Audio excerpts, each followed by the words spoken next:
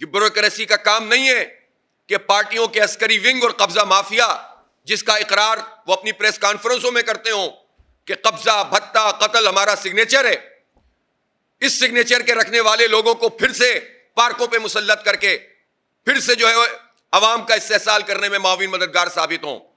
اس لیے بیوروکریسی کے لوگوں کو، چیف سیکریٹری کو بھی اور بلدیہ کے جو سیکریٹری لوکل باڈیز ہیں ان کو بھی اور وزراء کو بھی یہ دیکھنا ہوگا کہ ان کا اگر ایک اسسٹنٹ کمشنر وہ پیپلز پارٹی اور ایم کیو ایم کا اعلی کار بن کے عوام کی جگہوں پر قبضہ کر کے لوگوں کو ٹھیکے پہ یہ پارک دے کر عوام کو اس حق سے محروم کر رہا ہے، تو پھر ان کا بیوروکریسی کا کیا نظام ہے؟ گورنر صاحب کا بس یہ کام رہ گیا ہے اب کہ وہ پارٹی کے نمائندے بن کر پارکوں پہ قبضے کے افتتاحی تقریبات میں شریک ہوں۔ میں نے گزشتہ دنوں جتنی باتیں کی تھیں میں نے اپنی طرف سے ایک بات بھی نہیں کی تھی، اور جن صاحب نے وہ تقریر فرمائی ہے انہوں نے ہی اپنی پارٹی کے بارے میں یہ کہا ہے کہ وہ قتل بھی اور بھتہ بھی اور اغوا برائے تاوان بھی ان کا سگنیچر ہے، ان کا نشان ہے، ان کی علامت ہے، یہی مطلب تھا ان کا، تو انہی کی بات دہرائی ہے، تو جب آئینہ ان کو دکھایا تو برا مان گئے۔ پرسوں رات نگراں حکومت نے ایک مرتبہ پھر بہت بڑا پیٹرول بم گرایا، اور جس طرح سے انہوں نے پیٹرول کی قیمت میں اضافہ کیا ہے وہ انتہائی ظالمانہ ہے،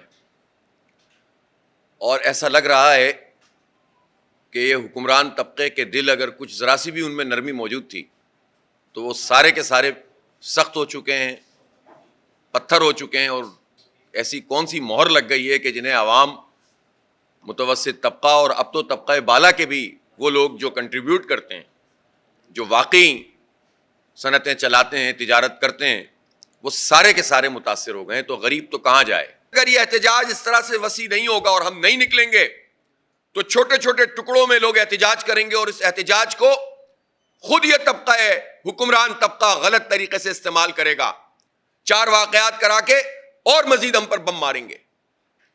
اس لیے پرامن مزاحمت اور زبردست احتجاج اور اپنی لیڈرشپ کے اوپر اعتبار، اس لیے کہ اگر آپ بغیر لیڈرشپ کے کام کریں گے، یا تو آپ کہیں کہ آپ کا کوئی پوچھنے والا نہیں ہے، لیکن جب ہم میدان میں موجود ہیں تو میں کراچی سمیت پورے پاکستان کے عوام سے یہ کہنا چاہتا ہوں کہ وہ میدان میں نکلیں اور احتجاج کریں۔ کل پشاور میں گورنر ہاؤس پر امیر جماعت اسلامی سراج الحق صاحب کی قیادت میں دھرنا ہوگا، پھر لاہور میں ہے، پھر اس کے بعد ملتان میں ہے، پھر پنڈی ہے، پھر اس کے بعد 6 تاریخ کو کراچی میں ہے، لیکن ہم 6 تاریخ کے دھرنے کا انتظار نہیں کریں گے۔ اس وقت جو صورتحال ہے، ہم آج سے ہی احتجاج ایک دفعہ پھر شروع کر رہے ہیں۔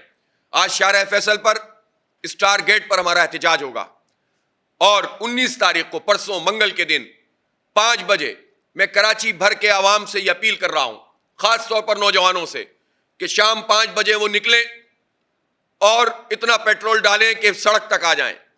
ہم 15 پوائنٹس متعین کر رہے ہیں، ان 15 پوائنٹس پر آ کر کھڑے ہوں اور اپنی موٹر سائیکل بند کریں، عوام اپنی گاڑیاں بند کریں اور سڑک پہ کھڑے ہو کر احتجاج کریں۔ اور ان 15 پوائنٹس کے علاوہ بھی جہاں جہاں لوگ سڑکوں پر موجود ہوں وہ سڑکوں پہ کھڑے ہو کر اپنی گاڑیاں بند کریں۔ پورے شہر میں یہ منظر نظر آنا چاہیے کہ عوام بیزار ہے اس کٹ پتلی حکومت سے۔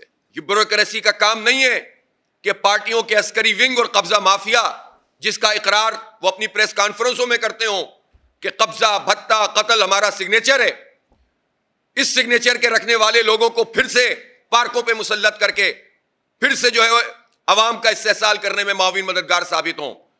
اس لیے بیوروکریسی کے لوگوں کو، چیف سیکریٹری کو بھی اور بلدیہ کے جو سیکریٹری لوکل باڈیز ہیں ان کو بھی اور وزراء کو بھی یہ دیکھنا ہوگا کہ ان کا اگر ایک اسسٹنٹ کمشنر وہ پیپلز پارٹی اور ایم کیو ایم کا اعلی کار بن کے عوام کی جگہوں پر قبضہ کر کے لوگوں کو ٹھیکے پہ یہ پارک دے کر عوام کو اس حق سے محروم کر رہا ہے، تو پھر ان کا بیوروکریسی کا کیا نظام ہے؟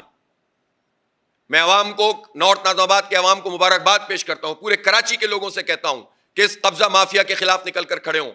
یہ ہمارے بچوں کے پارک ہیں، یہ کھیل کے میدان ہیں، ہمارے بہت قبضے ہو گئے، ہم ان کو سب کو واگزار کرائیں گے۔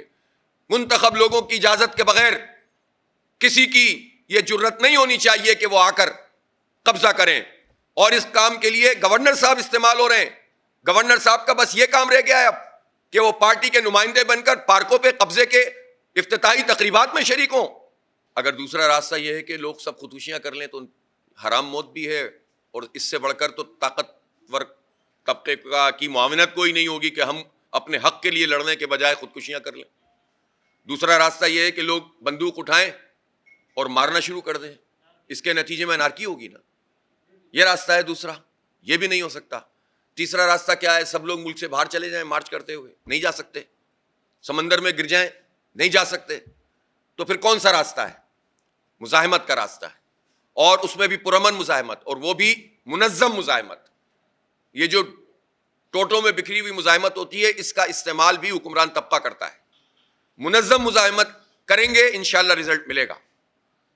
آپ آواز اس زور سے اٹھائیں نا کہ ان کو محسوس تو ہو.